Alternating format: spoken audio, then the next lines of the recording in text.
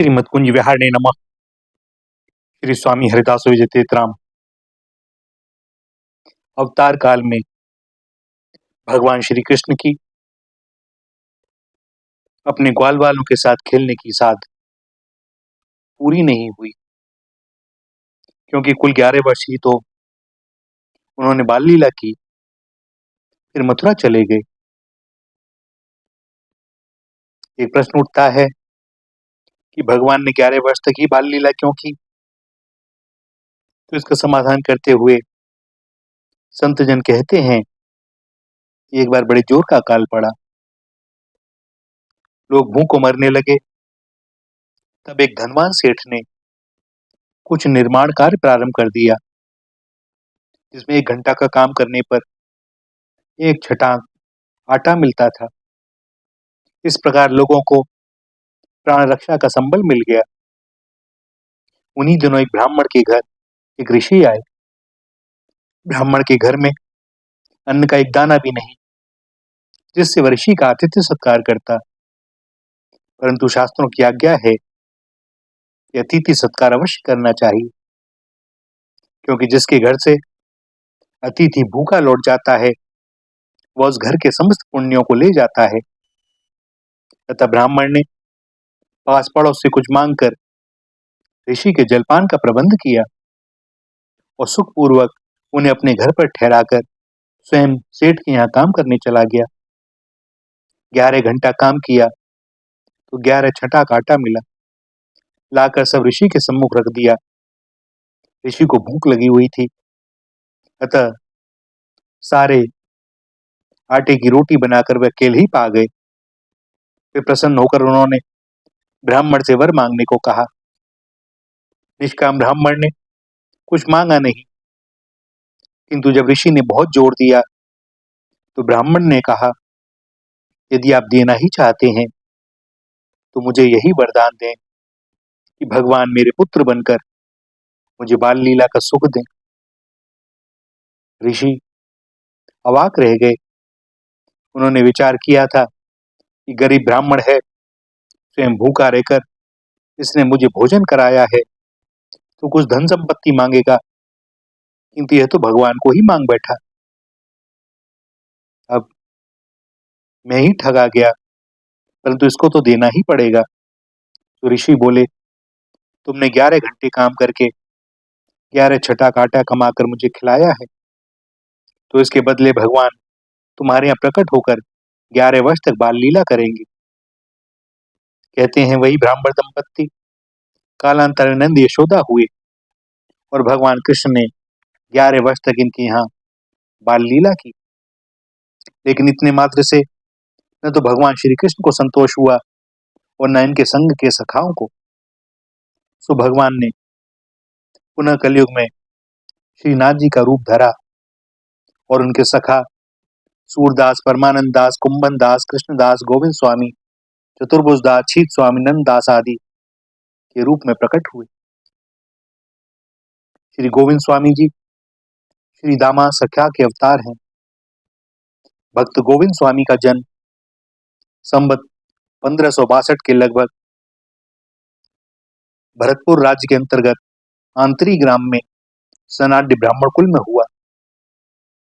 ये काव्य तथा संगीत शास्त्र के उच्च कोटि के विद्वान थे।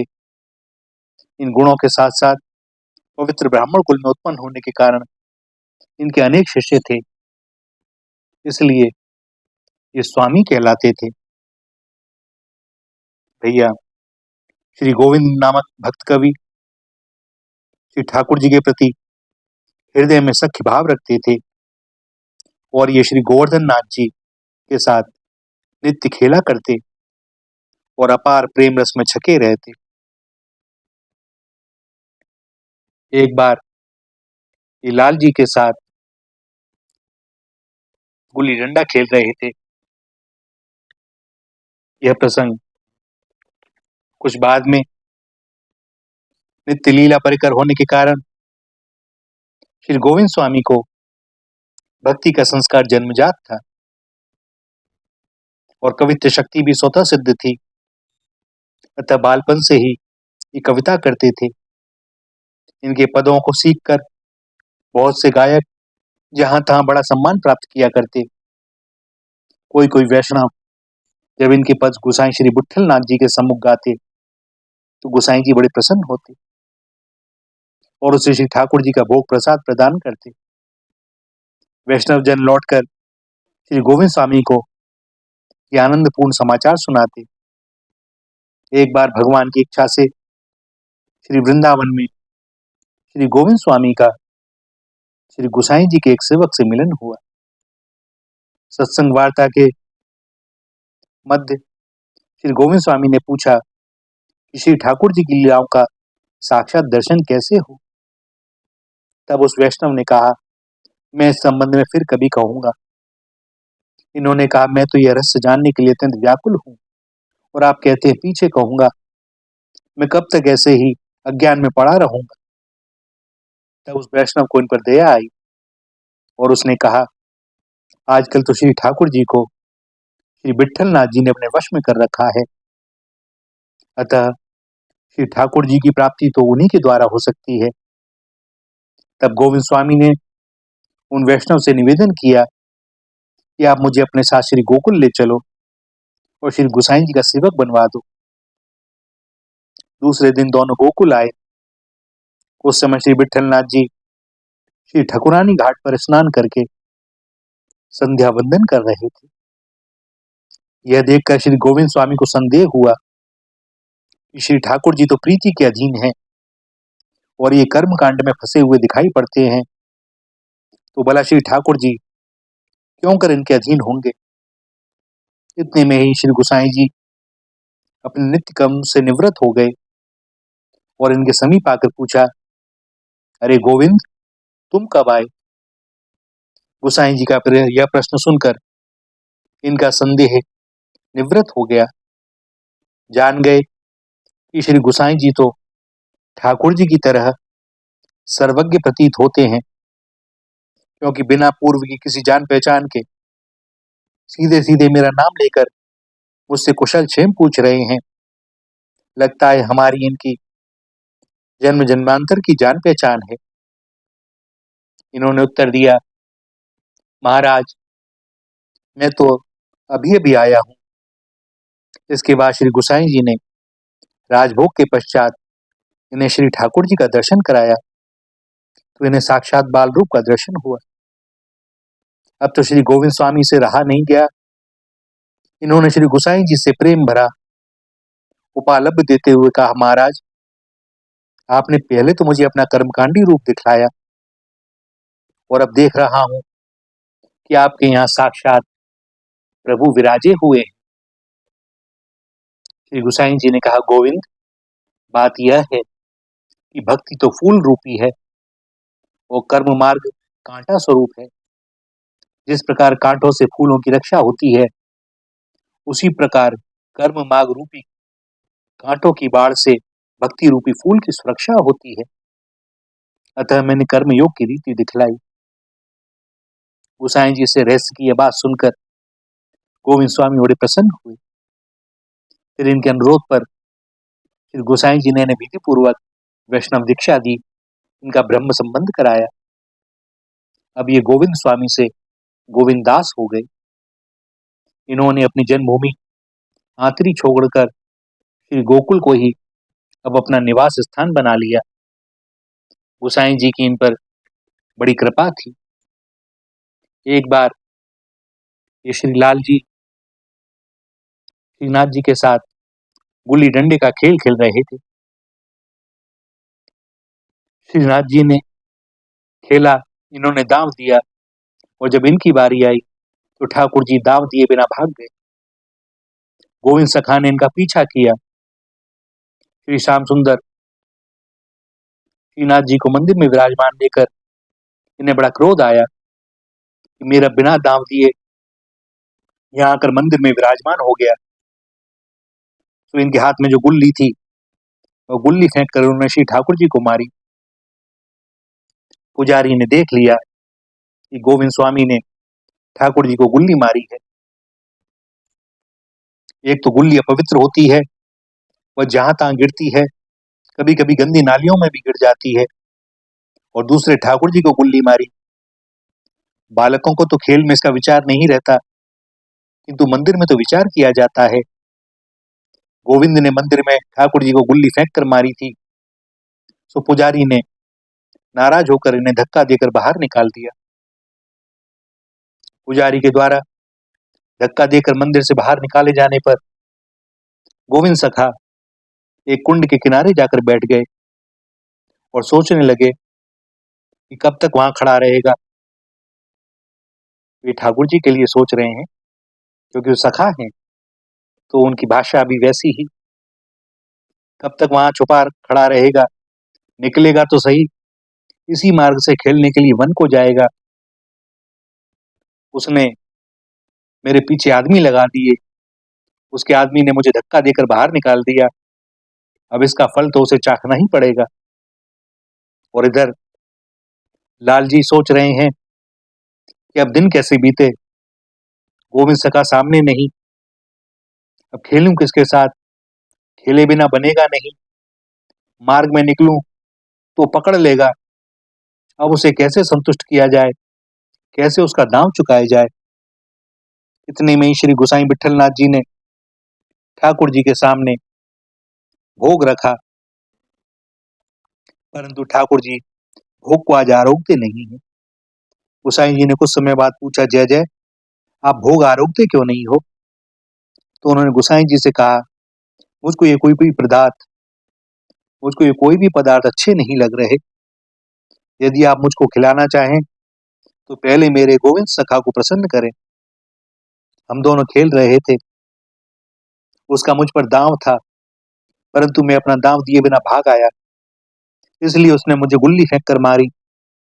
इस भाव को पुजारी ने समझा नहीं, उल्टे गोविंद सखा का अपराध मानकर उसे धक्का देकर मंदिर से बाहर निकाल दिया।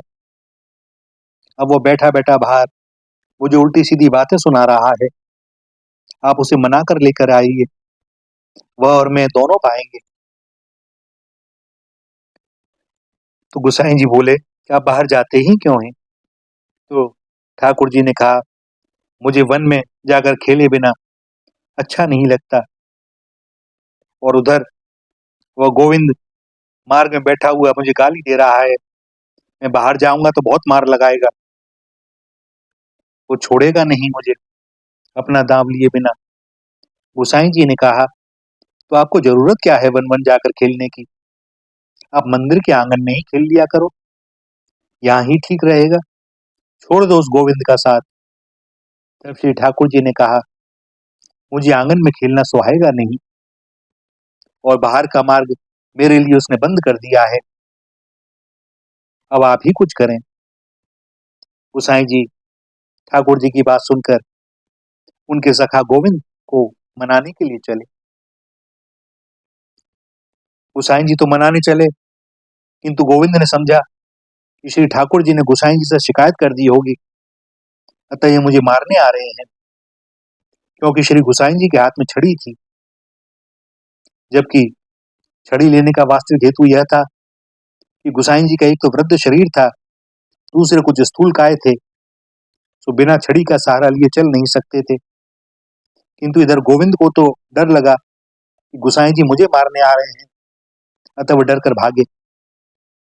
गुसाई जी बड़े प्रेम से बुला रहे हैं, अरे बेटा गोविंद ने मेरी सुन तो ले। और गोविंद कहते हैं, आप मारोगे।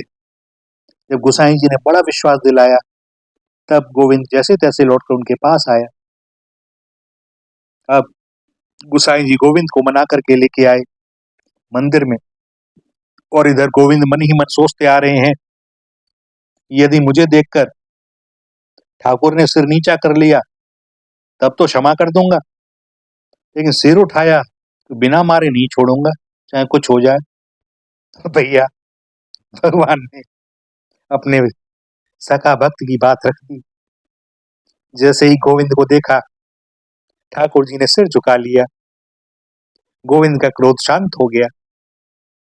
दोनों सखाओं ने संग संग पाया और गले से लगकर मिले। एक दिन गोविंद सखा शौच के लिए बाहर जंगल में गए हुए थे। प्रेम में झूमते हुए श्री कृष्ण वहां आ गए और श्री कृष्ण ने वहां बड़ा उद्यम मचाया। वे गोविंद को मंदार के फलों से मारने लगे। इन्होंने भी जब श्री कृष्ण को देखा तो उठकर उन्हीं फलों से उनको भी मारा। इस प्रकार श्री कृष्ण और गोविंद सखा के बीच अपार कौतुक हुए। एक दिन मंदिर में श्री ठाकुर जी के लिए परम सुंदर भोग आ रहा था। गोविंद सखा मार्ग में बैठे थे। रसोईया से बोले, पहले मुझे भोग लाकर दो, फिर बाद में मंदिर में ले जाना। यह सुनना था। रसोईया क्रोधित हो गया। उसने भोग का थाल जमीन पर पटक दिया और श्री गुसाई विट्ठलनाथ जी से जाकर पुकार की कि अब हमसे गोविंद की अनीति नहीं सही जाती। अब आप अपनी ये रसोई की सेवा हमसे ले लीजिए, हम नहीं कर पाएंगे, किसी और से कराइए। तब श्री गुसाई जी ने गोविंद को बुलाकर रसोईया की बात बताई और बोले, क्यों भाई गोविंद, तेरे मन में क्या है? तो ठाकुर जी से पहले अपने लिए भोग मांग रहा है। तब गोविंद सखा ने कहा, आप नहीं जानते गुसाई जी, मैं इसका रहस्य बताता हूं, मेरी बात ध्यान से सुनिए। आप जब ठाकुर जी को भोग लगा देते हैं तो यह तो प्रसाद पाकर पहले वन को चले जाते हैं और मैं भोजन करने के बाद में वन में जाता हूँ तो ये मुझे मिलते नहीं। मैं ढूंढ ढूंढ कर इन्हें हार जाता हूँ। यह सुनकर गोविंद सखा का ठाकुर जी के साथ प्रेम देखकर गुसाई जी की बुद्धि प्रेम रस में भीग गई और तभी से गुसाई जी ने ऐसी व्यवस्था कर दी कि भैया मंदिर में थाल के जाते समय ही अमनिया एक थार गोविंद सखा को दे दिया जाए, जिससे साथ साथ वन में जाकर वे दोनों खेल सकें।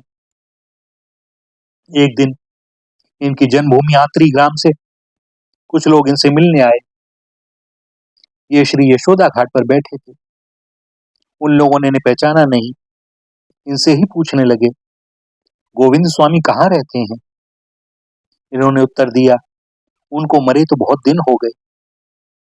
उन लोगों को इस बात पर विश्वास नहीं हुआ। वे पता लगाते लगाते इनके घर पहुंच गए। इतने में ही ये भी घर पर आ गए। इनकी बहन कान्हाबाई ने कहा, यही है गोविंद स्वामी। तब उन लोगों ने इनसे पूछा, आपने ऐसा क्यों कहा कि उनको मरे हुए बहुत दिन हो गए? तो इन्होंने बतलाया कि आप लोगों ने स्वामी कहकर पूछा था, तो मेरे स्वामी पने का तो कब से अंत हो गया, अब तो मैं दास हो गया हूँ। इनकी यह प्रेम भरी बात सुनकर लोग बड़े प्रभावित हुए और इनसे प्रार्थना की कि आप हमें भी नाम सुना दीजिए। तब इन्होंने उन लोगों से कहा, नाम सुनाने के अधिकारी तो स्वामी होते हैं, दास नहीं। फिर वे उन सबको ले गए और श्री विट्ठलनाथ जी का शिष्य बनवा दिया। एक दिन उत्थापन के समय श्री गोविंद स्वामी गोविंददास जी, क्षमा करें, गोविंददास जी श्रीनाथ जी का दर्शन कर रहे थे। इन्होंने देखा कि श्री ठाकुर जी की पाग की पेचें ढीली पड़ गई हैं। तो ठाकुर जी से पूछे, जय जय, पाग की पेच खुली क्यों है? जरा संभालो अपनी पाग को। ठाकुर जी ने कहा, गोविंददास, तू पाग बहुत अच्छी बांधता है, आज तू ही मेरी पाग संभाल दे। और तब श्री गोविंददास जी ने मंदिर में घुसकर श्री ठाकुर जी की पाग बांध दी। भीतरिया ने यह देखा कि ठाकुर जी के गर्भगृह में गोविंददास ने प्रवेश किया है और ठाकुर जी का स्पर्श किया है, तो गोसाई जी से शिकायत की कि गोविंददास ने मंदिर में प्रवेश होकर ठाकुर जी का स्पर्श किया है, उन्हें छुआ है, उनकी पाग बांधी है। गोसाई जी ने मुस्कुराकर भीतरिया से कहा, भैया, गोविंददास के छूने से श्रीनाथ नहीं छू जाते हैं, वे तो नित्य गोविंददास के साथ खेलते ही रहते हैं। एक दिन श्री गोसाई जी श्रीनाथ जी का श्रृंगार कर रहे थे और श्री गोविंददास जी जगमोहन में कीर्तन कर रहे थे। श्रीनाथ जी गोसाई जी की दृष्टि बचा बचा कर गोविंददास जी को कंकड़ी मार रहे थे। जब 8 कंकड़ी मार चुके, तब श्री गोविंददास जी ने भी एक कंकड़ी श्रीनाथ जी को मारी। श्रीनाथ जी चौंक पड़े। गोसाई जी ने पूछा, जय जय, क्या बात है? श्रीनाथ जी ने कहा, गोविंद ने कंकड़ी मारी है मुझे। गोसाई जी ने झुंझलाकर कहा, क्यों रे गोविंदा, तू सेवा के समय भी उद्यम करता रहता है? तब गोविंददास ने क्रोधित होकर कहा, गोसाई जी, आपको अपने ठाकुर का दोष दिखलाई नहीं पड़ता, मुझे ही आंखें तरेर रहे हो। सत्य बात है, अपनों पूत सपूत, दूसरे को मूली गाजर। आप भी अपने पूत को सपूत मानते हो और दूसरे के पूत को मूली गाजर समझते हो। देखो हमारी ओर, जब तुम्हारे ठाकुर ने 8 कंकड़ी मुझको मारी, तब आपने नहीं देखी, आपको गुस्सा नहीं आई, और मैंने 1 कंकड़ी मार दी तो आप मेरे ऊपर आके लाल पीली कर रहे हो। यह सुनकर गुसाई जी हंस गए। एक दिन बसंत के समय ये लीला का चिंतन करते हुए धमार पद गा रहे थे। लीला के प्रसंग में श्री श्री जी अचानक ही आकर श्री ठाकुर जी के गाल में अबीर गुलाल अर्गजा कुमकुम लगाकर भाग गईं। तो श्री गोविंददास जी ने उतना ही गाकर ये अर्गजा कुमकुम घोरी के प्यारी लीनो कर लपटाए, अचका अचका आई करे भाजी गिरधर गाल लगाए। इस पद को पूरा किए बिना ही पद गाना बंद कर दिया। हुसैन जी ने पूछा, गोविंद तुमने पद पूरा किए बिना ही गान क्यों बंद कर दिया? ये बोले, गुसाई जी क्या करूं, खेल ही खत्म हो गया, अब आगे क्या गाऊं। श्री जी भागी तो उनके साथ मेरी धमार भी भाग गई। यह विनोद वार्ता सुनकर गुसाई जी बड़े प्रसन्न हुए और तब पद की पूर्ति श्री गोकुलनाथ जी ने की। श्री गोविंददास जी को पगड़ी बांधने का बड़ा शौक था। ये पाग बहुत अच्छी बांधते भी थे, परंतु गरीब होने के कारण इनके पास पाग बांधने के लिए समुचित वस्त्र का भी अभाव था। अतः बहुत सारे टुकड़े टुकड़े वस्त्रों को मिलाकर के ये पाग बांधते थे। एक दिन इनकी रंग बिरंगी पाग देखकर एक ब्रजवासी मोहित हो गया और इनके सिर से पाग उतार ली। तब ये बोले, अरे सारे, सूर्य टुक की मेरी पाग है, संभाल के रखना। अर्थात सूले टुकड़ों से बनी हुई पाग है, संभाल के रखना। ब्रजवासी ने तुरंत इस महाकिंचन को प्रणाम किया और इनकी पाग वापस कर दी। एक दिन श्रीनाथ जी श्याम ढाक पर बैठे हुए मुरली बजा रहे थे। ग्वाल बाल सब नीचे बैठे हुए थे। श्री गोविंददास जी एक चबूतरे पर बैठकर पद कीर्तन कर रहे थे। इतने में उत्थापन भोग का समय हुआ। श्री गोसाई जी स्नान करके ठाकुर जी की सेवा के लिए पधारे और श्रीनाथ जी ढाक पर से कूदकर तुरंत मंदिर को भागे और जाकर सिंहासन पर विराजमान हो गए। उतावली में श्रीनाथ जी का बागा ढाक में उलझकर फट गया। उसका फटा हुआ टुकड़ा ढाक में उलझा रह गया। इधर जब गोसाई जी ने मंदिर का पट खोला तो उन्हें ठाकुर जी का बागा फटा हुआ दिखलाई पड़ा। पहले तो उन्होंने ठाकुर जी से प्रेम पूर्वक पूछा, जय जय, ये नया बागा इतनी जल्दी फट कैसे गया? परंतु ठाकुर जी ने भयवश कोई उत्तर न दिया, केवल मुस्कुराकर सिर नीचा कर लिया। तब श्री गोसाई जी ने अन्य सेवकों से पूछा, यहाँ कोई आया तो नहीं था? और उन सभी ने कहा, महाराज यहाँ तो कोई नहीं आया। गोसाई जी चुप रह गए, किंतु भोग लगाकर अपनी बैठक में अनमने से होकर जा बैठे। इतने में ही गोविंददास आ गए। उन्होंने गोसाई जी को अनमना देखा तो पूछा, गोसाई जी आज आप उदास क्यों बैठे हो? पहले तो गोसाई जी ने टाल मटोल किया, परंतु बहुत आग्रह करने पर बोले, गोविंद आज ना जाने श्री ठाकुर जी ने कौन सी लीला की है जो उनका बागा फट गया। पता नहीं किसी से कोई अपराध तो नहीं बना है। तो गोविंददास ने हंसकर कहा, गोसाई जी आप भी बड़े भोरे हो। अरे आप अपने लाल जी का स्वभाव तो जानते ही हैं कि वे कितने चपल हैं। चलिए मैं आपको दिखलाऊं इनका बागा कहाँ फटा है और कैसे फटा है। और फिर गोविंददास ने श्री गोसाई जी को ले जाकर श्याम ढाक पर अटका हुआ वो बागे का टुकड़ा दिखलाया, वो सारी बातें बतलाई। गोसाई जी वो टुकड़ा लेकर मंदिर में आए, ठाकुर जी के बागे से मिलाकर देखा तो निश्चय हो गया कि वह श्रीनाथ जी के बागे से ही फटा है। तब श्री गोसाई जी श्रीनाथ जी की ओर देखकर हंस गए और श्रीनाथ जी भी गोसाई जी को देखकर हंसे। श्री गोसाई जी गोविंददास पर बड़े प्रसन्न हुए और उसी दिन से सेवा में एक नियम बना दिया कि भोग के समय पहले 3 बार घंटानाद, फिर 3 बार शंखनाद करके कुछ देर रुककर उसके बाद भोग धरा जाए, जिससे ठाकुर जी कहीं खेल रहे हो तो उन्हें दौड़ कर ना आना पड़े, विशेष श्रम ना करना पड़े। एक बार संगीत सम्राट तानसेन गोसाई श्री विठलनाथ जी को अपने गाने से रिझाने के लिए गोकुल पहुंचा। बादशाह के दरबार का गायक जानकर श्री गोसाई जी ने तानसेन का सम्मान किया और उनका पद सुनकर पारितोषिक में उन्हें 1000 रुपया और एक कौड़ी दी। तानसेन की समझ में नहीं आया कि श्री गोसाई जी ने रुपयों के साथ कौड़ी क्यों दी है। उन्होंने अपनी इस शंका का संदेह निवारण करने के लिए गोसाई जी से प्रश्न किया। तब गोसाई जी ने कहा कि तुम बादशाह के गवैया हो, अतः उसके अनुसार सम्मान में तुम्हें 1000 रुपये दिए, किंतु हमारे श्री ठाकुर जी के कीर्तनिया गोविंद दास के समक्ष तुम्हारा गान एक कौड़ी का है, सो मैंने तुम्हें एक कौड़ी दी। अब तो तानसेन का मन मचल गया गोविंद दास जी का गान सुनने को। श्री गोसाई जी ने गोविंद दास जी को बुलाकर श्री ठाकुर जी के सामने गवाया तो तानसेन ने कहा, महाराज, इनके गाने के समक्ष आपने मेरे गाने की कीमत जो एक कौड़ी आंकी थी, वास्तव में वह भी अधिक थी। इनके सामने तो मेरा गाना एक कौड़ी का भी नहीं। एक दिन एक वैष्णव ने गोविंद दास को खड़े खड़े लघु शंका करते देखा तो उन्होंने गोसाई जी से शिकायत की। इतने में श्री गोविंद दास गोसाई जी का दर्शन करने आए। गोसाई जी ने इनसे पूछा, गोविंद, क्या तुमने वैष्णव आचार विचार को एकदम तिलांजलि दे दी है? देखो, ये वैष्णव तुम्हारी शिकायत कर रहे हैं। इन्होंने हाथ जोड़कर कहा, गोसाई जी, आप तो सर्वांतर्यामी हैं, आपसे कुछ भी छिपा नहीं है।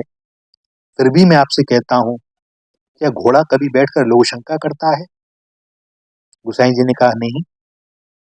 अब गोविंद स्वामी बोले, अरे, उस समय श्रीनाथ जी ने मुझे घोड़ा बनाकर मेरे कंधे पर सवार होकर वन में खेलने जा रहे थे, तभी मुझको लघु शंका लगी, तो भला मैं बैठकर कैसे करता? इसलिए मैंने खड़े खड़े लघु शंका करी। इस अंधे ने मुझे लघु शंका करते तो देख लिया, किंतु मेरे ऊपर बैठे श्रीनाथ जी से दिखलाई नहीं पड़े, इसलिए आपसे शिकायत करने चला आया। गोसाई जी ठाकुर जी की और गोविंद सखा की इन बातों को सुनकर मुस्कुरा दी। भैया, गोविंद दास जी के अनेकों चरित्र हैं। श्री सूरदास जी, श्री परमानंद दास जी, श्री कुंभन दास जी की तरह ही श्री गोविंद दास जी भी नित्य नूतन पद रचना और गायन द्वारा श्रीनाथ जी की कीर्तन सेवा किया करते। श्री गोविंद स्वामी जी का तिरोधान श्री गोसाई विठलनाथ जी के साथ ही हुआ। श्री गोसाई जी के तुरंत बाद ही ये भी श्री गोवर्धन जी की कंदरा में प्रवेश कर गए और अपनी यही लीला का संवरण कर लिया। श्री राधा, श्री राधा, श्री राधा।